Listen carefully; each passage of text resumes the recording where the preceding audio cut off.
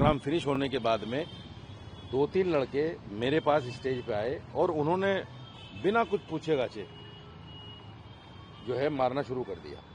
हमने उस पर इस्लामिक मान्यताओं को बताते हुए कि भाई ये मस्जिद की मर्यादा के खिलाफ है, लेकिन उसको जिस तरह से बढ़ा चढ़ा के पेश किया गया वो मैं समझता हूं कि उसकी वजह से सारा विवाद उत्पन्न हुआ है।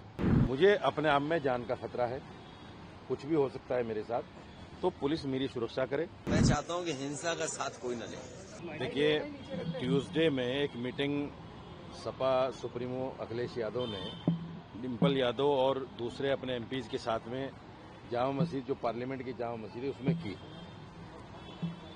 और फोटो एक वायरल हुआ। धर्मेंद्र यादव जो सपा के नेता हैं, सवाल ये है कि वो फोटो जब वायरल हुआ तो उस वायरल फोटो में कुछ ऐसी चीजें थी जो मस्जिद की मर्यादा के खिलाफ थी। हमने उस पर इस्लामिक मान्यताओं को बताते हुए कि भाई ये मस्जिद की मर्यादा के खिलाफ है, लेकिन उसको जिस तरह से बढ़ा चढ़ा के पेश किया गया वो मैं समझता हूं कि उसकी वजह से सारा विवाद उत्पन्न हुआ है। आज न्यूज नेशन में एक प्रोग्राम था जो ऑडियंस बेस्ड था, इसी पर प्रोग्राम था। मैंने विस्तार से उसको समझाया कि इस्लामिक मान्यताएं क्या हैं, इस्लाम क्या कहता है इस बारे में।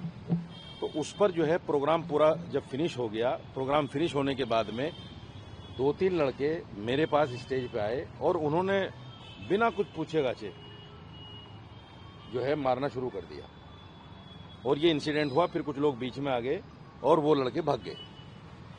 हमने नोएडा थाने में 126 में भी कंप्लेन दी है, वहां भी कार्रवाई हो रही है। अब मैं डीसीपी सेंट्रल के पास भी आया हूं।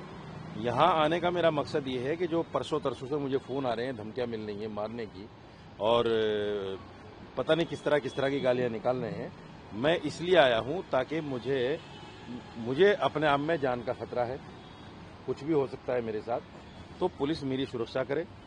और जो भी लोग इस तरह का कार्य कर रहे हैं, किसी को भी कानून अपने हाथ में लेने का अधिकार नहीं है, इसलिए जो लोग कानून अपने हाथ में लेना चाहते हैं पुलिस उनके खिलाफ कार्रवाई करे और मुझे सुरक्षा प्रदान करे। शब्द हो सकता है कुछ ऐसा हो गया हो, लेकिन मेरा मकसद किसी को तकलीफ पहुंचाने का तो था नहीं।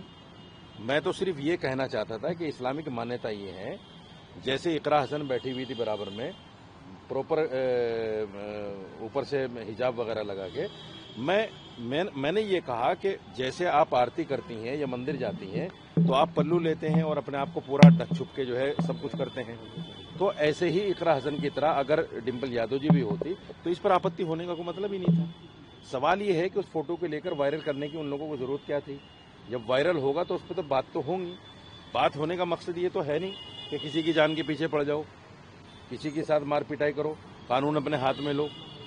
जो भी है, अगर आपको मेरे बयान से आपत्ति थी तो आप कोर्ट जाते।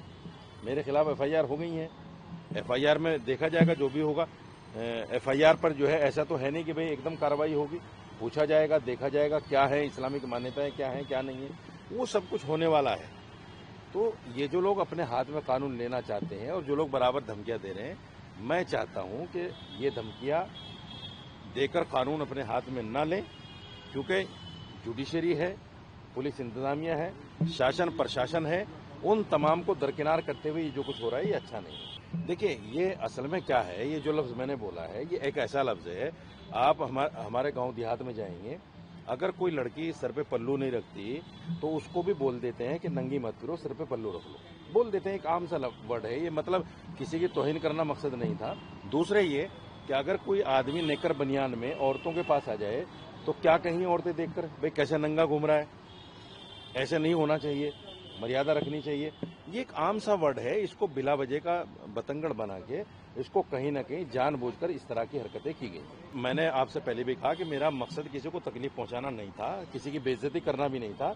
मेरा मकसद सिर्फ ये था कि इस्लामिक मान्यताएं क्या है उसका ध्यान तमाम सियासी लोगों को रखना भी चाहिए, क्योंकि मंदिर में जाते हुए जब ध्यान रखते हैं तो मस्जिद में जाते हुए भी ध्यान रखना चाहिए। सर, जिस तरीके से मौलाना साजिद अशरी ने डिम्पल यादव को लेकर अफसर से कहे थे, समाजवादी पार्टी के कार्यकर्ता ने उन्हें तमाचा रशीद दिया, क्या कहेंगे? मैं चाहता हूं कि हिंसा का साथ कोई न ले।